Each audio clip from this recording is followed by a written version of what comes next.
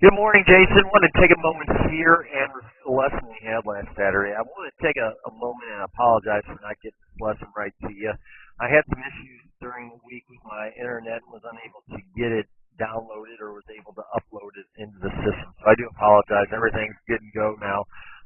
Changed internet providers and got everything going here. So initially, as we take a look at your golf swing, we reviewed a few things. And obviously trying to take your passion, I know you're a great musician, great artist, and have have a real ability to really take to something and kind of work with it. Now, I really enjoyed our talk, working together and discussing things. And let's see if we can try to get things going and get things materialized for you, to where you have a more enjoyable position with your golf game here. So I want to take you all the way back to the beginning here of your golf swing, kind of start from there. First off, first thing I was going to discuss is going to be your stance here. When I say your stance, what I always try to say is, I always look to see exactly where the weight is on the balls of your feet. One way you can always do that, great with video, is I go straight from the balls of your feet and go straight up. When you look there, where would you tell me the majority of your weight is in this position? Obviously, it's back on your heels or back behind the ball. When you look at someone such as, let's say, Roy McIlroy, we go from the balls of his feet and divide him right in half. Then you look at Roy, half of his body's forward, half of it's to the back. So a little more balanced, a little more equal position as he steps over and over the top. And not just him. We can look at there's DJ. Let's look at Freddie Couples here. Freddie Couples, another prime example. Balls to the feet, straight up and down. He stands pretty straight up and down, but you can see everything is balanced. There's pretty mixed opinions on where the weight goes. I've always said balls to the feet. Some people say insteps. But either way, insteps or balls to the feet, it's still in a centered athletic position.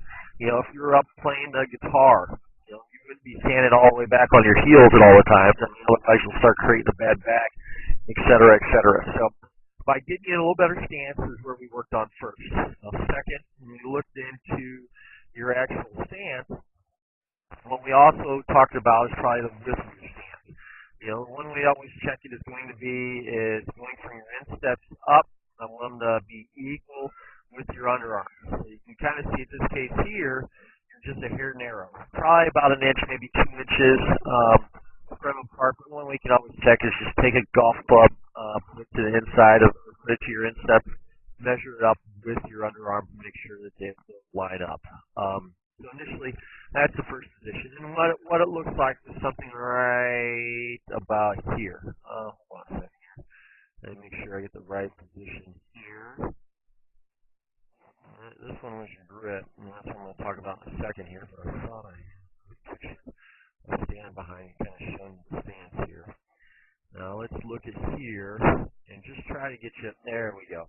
So if I go now from the balls of the feet, right about here, and you go up, now you can say that half your body is over the balls of the feet / instep. But more importantly, you don't see the hunch in your back like you see here. When we see that position, that's kind of that hunch or a little bit over there, kind of the bow. What we see is a little bit straighter back from, hips to neck. Here, hips to neck. Obviously, the bow in the back. Getting out a little better position because we want to ideally turn around your spine. If you turn around your spine, you make a better swing, you make a better approach at the ball as you turn the club back and turn to the impact and so forth. So, better position there. Now, second position that we worked on, obviously, was your grip, as you just saw there. And I want to bring one picture here and another picture here. So as we look, there was your, actually, I take it back. There was your stance. I went too far ahead there.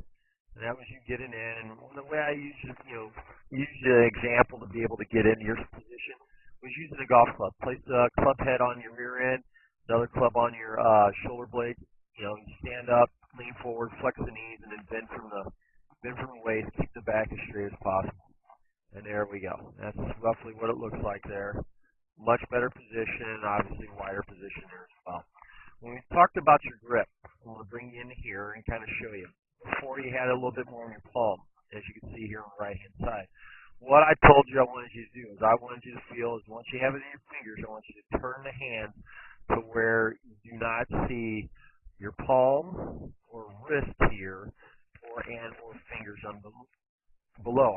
What I wanted you to see was one, maybe two knuckles, but the V of what your thumb and index finger form points towards a little bit more towards your right shoulder or in between your head and your right shoulder.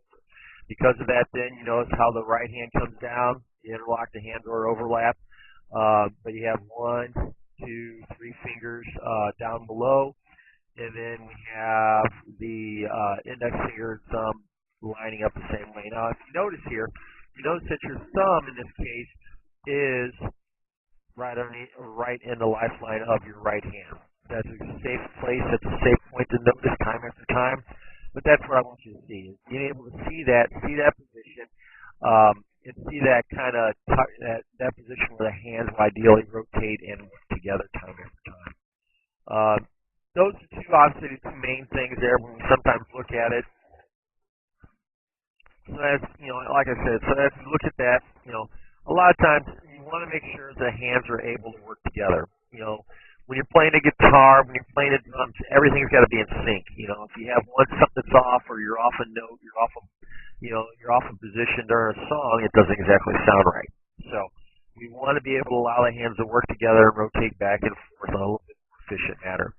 Now, when we look at your golf swing here on the right-hand side, the next position that we talked about here was your taking of the golf club. As you take the golf club back, we start to take the club back and around our body. Now, as we take it back and around our body, we see right about here, where's this club pointing to? Well, it's pointing out here to right field.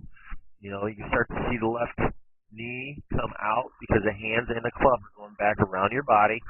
And you can see essentially right here, at the top of your golf swing and further back, notice how this club, here's the end of your body. Look how far out that golf club is. Now, I'm going to take you and show you, I'm going to show you, let's see, who we got here? Maybe a person for you. I'm going to show you from one extreme to the other. Here's Freddie Couples. Freddie takes the club, and it looks like he almost takes it out, and he takes it up. And what he does is he intersects his right shoulder and head. You see that position there? And then as he takes the club up, he immediately drops his club straight down, gets that right elbow into the side of his body, you see there, and turns down. But, the biggest part here, you can see he turns down below where he took the club back. Now, when you look at someone like Jason Day, or if we're working with irons, let me come back down here. Here's a oldie but goodie here, a guy by the name of Bernard Lauder. Okay, watch Bernard take the golf club back. Right when you see right here at waist high, look at the difference. But when we take it up to shoulder high, and there again, let's just draw where his hands are here in relation to here's his right shoulder. All right, right shoulder, spine angle. So essentially, he went right over his right shoulder. When we look at your right shoulder, and look how far, in line with your shoulders, look how far behind your hands are. And that's eventually where we're going to work to. But I think how do we get up there is the key point. So what we essentially worked on here was something to try to get you to get the club going back and up. All right. So what I essentially did, or what I did with this positioning here, is I set up a little path here. And all I wanted you to do is I wanted you to first push back with your left shoulder, your left hand, and I wanted you to hit that golf ball and come up. Now, as you do it, as you do that, I want you to take the club straight up. And actually, the easiest way to show you here sometimes is right here. I'm going to take the club right up the spine angle, or right up the shaft angle. Now, theoretically, this golf club should be right in line. Now, when I say right in line, this is what I mean.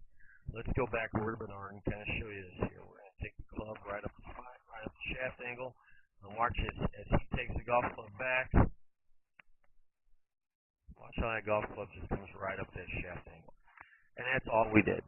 You know, that's in a sense what I would like to see you do, because what you can see is you can see how his left arm is right underneath the shoulder, whereas your left arm is starting to turn back and around again. Now, is it as severe as where we looked before? No. But initially, we need to see that club coming a little more up rather than around. And I think that's going to be the key part there, you know, for you to think about. You know, when we look here, you can watch here as you take the club back. You can see at this case, you're a little bit further around, you know, and you start to take the club up higher, and you can kind of see here where it is. There is a change there, but we need to get the club going up a lot higher than what we see here. Now, initially, this is the two key points that we're going to work on and what I had you do here. Simply coming straight up. So one way to look at this here, Jason, what you can do is if you got what should we call it, a dressing mirror. You know, put the dressing mirror right behind you. You know, or vice versa, take a golf club and literally take a golf club or stick and put it right in the ground, right in the middle of your feet here. You can kind of see, if you go back behind, you see how you hit that stick going back.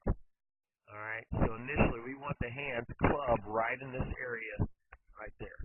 All right, so it almost follows that club path that you initially take right here. Now, you can have your wife help you out here, but that's one position just by having a mirror as an example, being able to see that position, see that part of where you take the golf club back. Now, what I want you to do essentially is taking it back up, 2 sets of 20 reps, and then this is a kicker.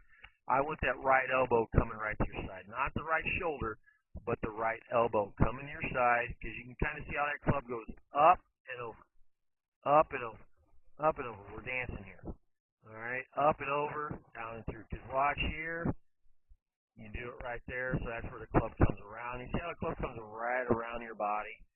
You know, if the club's pointing out this way, the ball's going to either go this way or go this way. It takes timing issues or timing positions to have the ball go straight. So as we look at this, like I said here, Jason, I want it out towards the target. Now, and that's kind of what we worked on the rest of the time, was just trying to get you to feel that position, taking the club back. I put a tee in the bottom of the club to kind of get you to feel that position, which you can see here, this is much better. And the more we worked on it, obviously, it got better. But you can see here, a little still over the top. You can kind of see there's that karate chop down. Club then comes down. Not as much around your body, but still out at the target. We want to see it come out at the target. So by getting that right elbow to come to the side, it's almost like skipping a rock.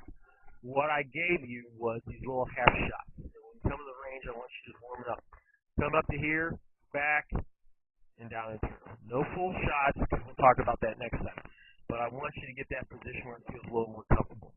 So 2 sets of 20 reps at the house, back and forth. Create that path, or create that path here, back and forth. Actually take 3 tees, 1, 2, and 3.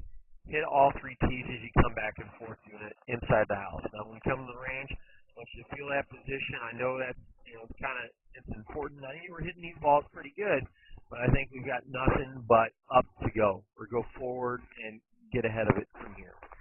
So if you have any questions here, Jason, I want you to shoot me an email, michaelwyattgolf@gmail.com.